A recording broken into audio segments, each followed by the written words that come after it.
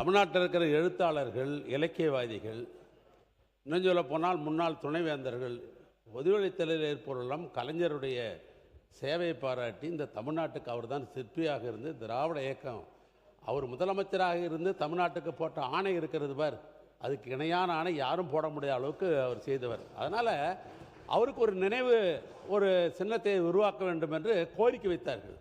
அது பொதுப்பணித்துறையின் சார்பாக தான் அந்த கோரிக்கை ஏற்று இங்கே பொதுமக்களுடைய இசைவையெல்லாம் பெற்று அதற்கு பின்னால் ஒன்றிய அரசாங்கத்திற்கு மனு செய்யப்பட்டு ஒன்றிய அரசாங்கத்துடைய சுற்றுச்சூழல் அதுக்கு அனுமதி தந்தார்கள். அதோடு மட்டுமல்ல, ஒன்றிய அரசாங்கமே அந்த பேனாவை வைக்கலாம் என்று ஒன்றிய அரசாங்கம் அனுமதி தந்து விட்டது.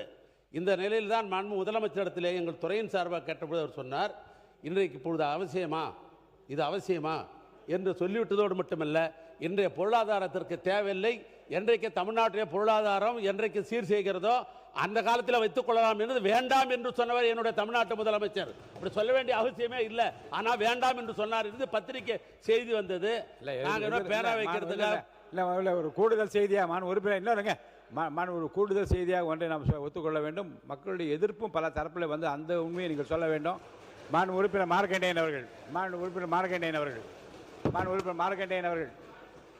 மாண்புமிகு பேரவைத்